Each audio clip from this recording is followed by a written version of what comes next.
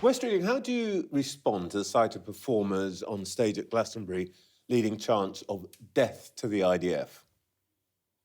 Well, I thought it was appalling, to be honest, and I think the BBC and Glastonbury have got questions to answer about how we saw such a spectacle on our screens. But I also think it's a pretty shameless publicity stunt, which I don't really want to give too much indulgence to for that reason. What we should be talking about this week in the context of Israel and Gaza is the fact that Israeli settler terrorists attacked a Christian village this week, setting it on fire. The fact that I met the Red Cross and Red Crescent this week talking about not just the humanitarian tragedy, catastrophe today, but the risk of the spread of disease over the summer and famine in the autumn. And indeed the fact that we saw that chant at a music festival when there were Israelis at a similar music festival who were kidnapped, murdered, raped, and in some cases still held captive.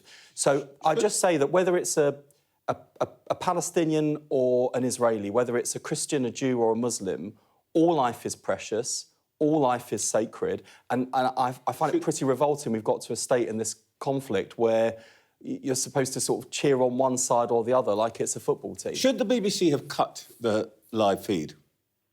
Well, I think that's one of the questions they need to answer. I'm not a broadcaster. I don't know what the challenges are in terms of broadcasting a live event like that, operationally and editorially. But I think they've got questions to answer, and the Culture Secretary has certainly been in contact with the Director General. This wasn't just about the people on stage. The Israeli embassy said last night that when such messages are delivered before tens of thousands of festival goers and met with applause, it raises serious concerns about the normalisation of extremist language and the glorification of violence. This was as much about the audience as it was about the performers, wasn't it? Well, I'd say sort of two things in response to those words from the Israeli embassy. Firstly, I do think that, like, if I take the equivalent of the war in Ukraine, I'm unequivocal about which side of that war I'm on. I want Ukraine to win. Would I be celebrating or chanting for the death of Russian soldiers? No. I want to see an end to the war and I want to see an end to the conflict. I'd also say to the Israeli embassy, get your own house in order in terms of the conduct of your own citizens and the settlers in the West Bank. So, you know, I think there's a serious point there by the Israeli embassy I take seriously. I wish they'd take the violence of their own citizens towards Palestinians more seriously. Get your own house in order. That's pretty tough language. Well, when I saw the scenes of the village of Taibeh on fire this week, one of many examples of settler violence where the Israeli authorities look the other way, I do think that's serious. When we look at how Israel's conducting its war in Gaza, I think it's completely unjustifiable. And, you know, we all condemned and continue to condemn what happened on October the 7th. We all want to see the return of the hostages, and there's no justification for inciting violence against Israelis. All right. But, you know, the way in which Israel's conducting this war has made it extremely difficult for Israel's allies around the world to stand by and justify. In fact, we've got to do the opposite as an international community, which is to challenge and urge a change of course. This week, the welfare bill goes into the House of Commons. Are you confident that you're going to win the vote? Yeah, I think the changes that were made this week have put us in a much better position, not just on the vote on Tuesday, but on the substance of the package, because as a result of the changes, it means anyone watching this morning who's in receipt of PIP, personal independence payments, now has the peace of mind of knowing that their situation's protected. Those disabled people and organisations that have spoken out about, you know, their concerns about reform to PIP will now be actively involved in the review led by Stephen Timms, the Disability Minister, about its future. And we've got to... Sorry. No. I hear, we know what the changes are, but I just want to get clear where the government stands with respect to backbenchers. I assume that any minister or ministerial aide who still votes against this bill will lose their job. Will MPs who vote against government lose a whip? Well, that's not my decision, and should they? It's part of the course of parliamentary debate that we are held to account by government The MPs put forward their proposals, their alternatives. There is an expectation that Labour MPs vote for the whip, but as we've seen over many Labour governments, people don't always do that. The one thing I would just say is taking a step back and looking at what's happened over recent weeks, like, how have we ended up in this position? Because everyone knows that welfare reform really matters. Firstly, there is broad consensus about the need that it's necessary to make the system sustainable and fairer. But people really scrutinise this because we know that there are lots of people on the sharp end who are on the receiving end of decisions we take, and people want to get it right, whether they're ministers or backbenchers. And I don't want to be in a position where someone comes into my advice surgery on a Friday with a situation where they're worse off, and I look at their case and think, we didn't mean for that to happen to you, and that's why we're trying to get this right. But this is a very important point, actually. You say people scrutinise it. Now, by my reckoning, it's 104 days since Liz Kendall announced that you were going to tighten the eligibility for disability benefits. The Prime Minister says 2 days ago, you only just discovered that the balance was wrong. What were you all doing for the other 102 days when minister after minister would turn up here and say, it's all fine? Prime Minister talked about noises off. Well, bear in mind, the bill itself was only published, a couple of weeks ago, and we've obviously been talking through... 102 days. But hang on, Trevor, let's be fair, because the overall package, what the welfare reforms would look like, was set out, as you said, over 100 days ago. But the bill itself was only published the other week. And as ever, the devil's in the head of a pin here. No, the devil's in the details. Everybody knew what you wanted to do, and you kept telling us what you wanted to do. 2 days ago, you decided you wanted to do something different. And so what was happening during those 100 days? To be fair to Labour MPs, there were lots of people who said, I think this is a fair characterisation, if not people in the parliamentary party will tell me otherwise, but I think the overall message from the parliamentary party was, we agree with your principles of reform, that we've got to provide better protection for those who genuinely can't work through no fault of their own. We've got to get more support for people who can work to get them into work. And thirdly, we've got to make this system more sustainable because there's a genuine risk about its future. On that, there's been broad consensus. But the only reason I'm asking on the about detail, the timing is... Lots of my colleagues have said for weeks, they've been saying we want to see the detail when the bill's published and then we'll make a decision. Oh, come on. They were saying that to you for days and weeks and indeed months. Why is it that it took 102 days for you to say, oh, we didn't get it right? Well, because the bill was published just the other week, no, come on. And that's when colleagues... hang on a second. The bill was published, but it would have been written weeks ago. You know that. Come on. But for Labour MPs, the bill was published just the other week. They've looked at the bill, and a large number of my colleagues said, like, we've now seen the detail. We can't support the bill as it is. We need there to be changes. Normally, that would happen later in the parliamentary process because normally the vote we're having on Tuesday is on the principle of the thing. Normally, we'd discuss the detail later in the process. But for reasons I totally understand, because, as I said, on welfare reform, and my colleague, friend Douglas Alexander the other day said, this is an issue that touches the soul of every Labour member. We are in politics for social justice, to make sure that those at the sharpest end of life have the security and opportunities that everyone else has. OK. That's why we're in politics. So that's why Labour MPs want to get this right. And it's something that Labour MPs and ministers both want to get right. It still hasn't convinced everybody. Labour's most important backer, the boss of Unite the Union, Sharon Graham, has said this morning that the welfare reform bill is divisive and sinister, I'm quoting there, and she's accused the government of attacking the most vulnerable in society and called for the entire bill to be pulled.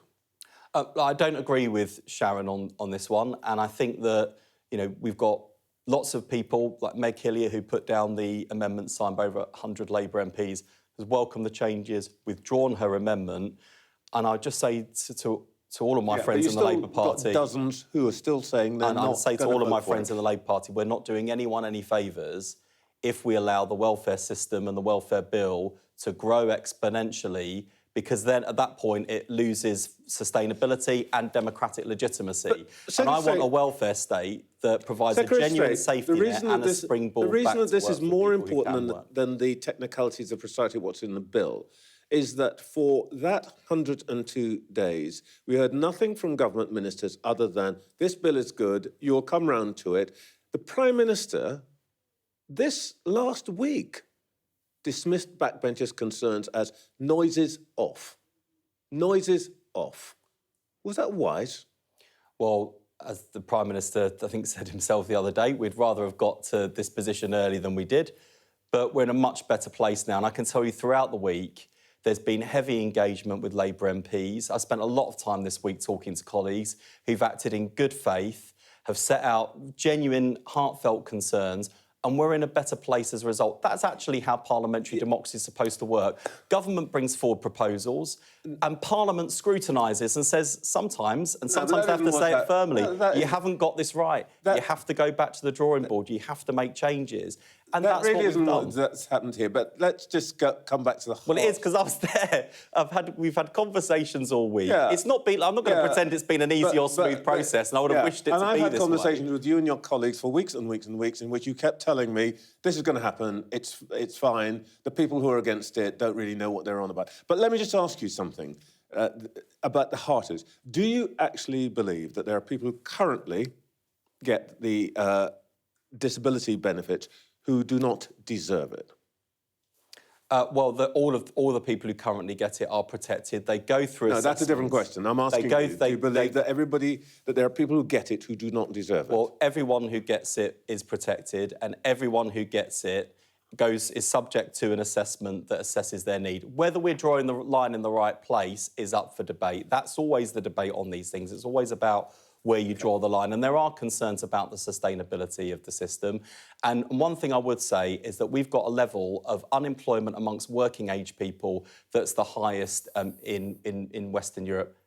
That's not sustainable. We've got to help people back to work. We've got people who cannot work through no fault of their own, who do not receive sufficient support. The support would be better for them in the future. That's the right thing to do. Okay. We've got to make sure the system's sustainable. And the final thing I'd say is there's some great stuff in the bill. If you're a disabled person who wants to work, the one thing that often puts you off is thinking, but if I try it and it doesn't work out, I'm then back to square one. I'm back to the application form, back to the assessment. You're going to get a right to try this bill. So there's loads of good stuff in there. There were things that we didn't get right, we've put right, and there'll be a debate about future amendments and things, I'm sure, as it goes through in the usual way. All right. OK, look, we've been very friendly so far this morning, but I think I've got to become hostile now. You're going to unveil this NHS... Was that the friendly bit? Right, NHS 10-year strategy, and you want to take 100 calories out of every shopping basket. Now... Oh, this is very cruel. I'm partial to chocolate have this button. in front of us. My favourite milk chocolate bar carries 100 calories in every 3 squares. My favourite ice cream adds about another 100 calories. How do you plan to prevent me buying either of them without provoking a riot? I'm not interested in stopping you buying things. Look, this week we're going to set out our 10-year plan for health, which is there to make sure we don't just get our NHS back on its feet, but it's fit for the future, and to make sure that our country is fairer, healthier, where we're all living well for longer, and where we make our NHS sustainable for the long term as a result. And that means not just the NHS, but health. So to come to your bowl Are you going to stop me eating what I want to eat? No, I'm not going to be looking over your shoulder, and this is the greatest temptation I've exercised in front of a bowl. By all means, go ahead. You know, it's on Sky budget. But so what we are doing is a radically different and world-first approach to how we think about our diet, nutrition and sales in the supermarket, because we've got 1 in 5 kids leaving primary school with obesity. It's costing the NHS £11 billion a year, and obesity has doubled since the 1990s. If we go on like this... I understand everyone understands what the problem is, but how are you going to then we've got to do something about it. So what are you going to do? Instead of traditional nanny statism, where we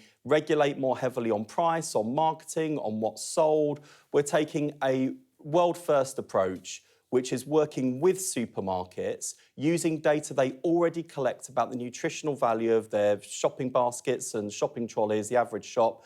We're going to work with them to reduce the amount of unhealthy food in trolleys and baskets by setting targets on the healthy value of your shopping trolleys and baskets, which we won't notice. To understand how that's going to change my habits, to be frank. Let me talk you through it then, because it's a big problem, but here's the simple fact. If those people who are obese reduce their calorie intake by about 216 calories a day, the equivalent of a bottle of fizzy Coke, we'd halve obesity. If we reduce calorie intake in this country by just 50 calories a day, that would lift 340,000 children out of obesity and 2 million lives. Let me finish the answer.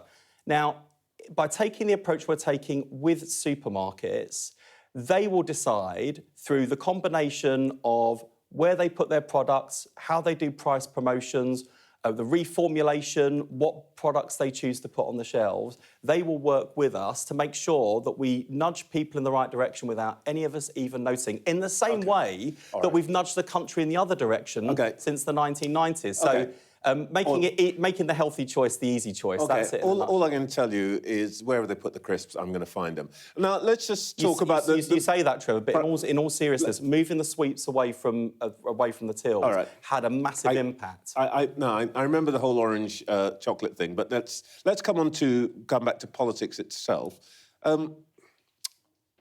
Winter fuel, grooming gangs, what is a woman? Disability benefit. Maybe tax rises on net zero next. Mr. Starmer, Sir Keir Starmer, has had a pretty horrible few weeks. And a year on from your coming to power, there are people who say that there's nothing that ails the government that can't be solved by a change of leader. Now, Angela Rayner sat there a couple of weeks ago and told me she'd never want to be leader, and obviously I believe her. And that leaves you. Are you ready to take on the mantle if and when the call comes? I'm ready to do the job that I've been asked to do as the country's health secretary. There is no other job I would rather be doing.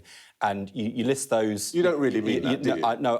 Honestly, Trevor, I love what I'm doing. I've got the opportunity to take the NHS in the worst crisis in its history, get it back on its feet and make it fit for the future. That's what we'll be doing with the 10-year plan this week. And in our first year, we've reduced the NHS waiting list by 250,000 with just one measure, which was extending free school meals to 500,000 children from the lowest income households. We'll be lifting 100,000 children out of poverty, just one measure on one day. Interest rates have fallen 4 times in a row. Yes. Wages have risen relative to living costs. More under this government in its first year than under the Conservatives' 14 years. Viewers have heard that before, and I want to be fair to you. Well, no, they haven't. I don't think people have heard that message. I promise you, you probably don't watch the programme. You can't give me a list of all the things you think we've gotten wrong. Fair enough. But you do have to acknowledge the things that we've also gotten right in our first year. I promise you that we have heard that list many times. And I want to be fair to you and ask you the same question that I asked Angela Rayner. When you say... You've asked it and I've answered it. No, I haven't asked the question yet. The question I want to ask you, that I asked Angela Rayner, is you say there's only one job you're interested in, and it's one you've got now. And I said to her, does that mean that you would never be interested in the top job? Same question to you. Yeah, well, I know I know exactly what you're up to, and it's mischief making, and it's a load of rubbish, and I'm not entertaining it. The fact is that we have got in Keir Starmer a Prime Minister who is delivering real change in our country. Of course, it takes time, and I'm not pretending for a moment that all of the problems in our country have been solved. Far from it. Even on the NHS, where I think we've made real progress in our first year, there is so much more to do. There's not a hint of complacency, but we came in to change the country, and that's what we're doing. And the final thing I'd say about Keir is that as well as being a thoroughly decent person, he did something that no one thought he could do, which was to win the Labour leadership and lead us back from the worst defeat since 1935 to winning that big election victory last year. He's shown real leadership on the world stage and has gotten credit for the way in which he's tried to bring Europe and the United States together to tackle the world's problems. He's also showing real leadership at home to reform our public services and to create a fairer, more equal, more just society. That's what this Labour government is about. It's just we've barely just begun. Change has begun, but the best is still to come. Wes Streeting, thank you so much for your time this morning. Thank you.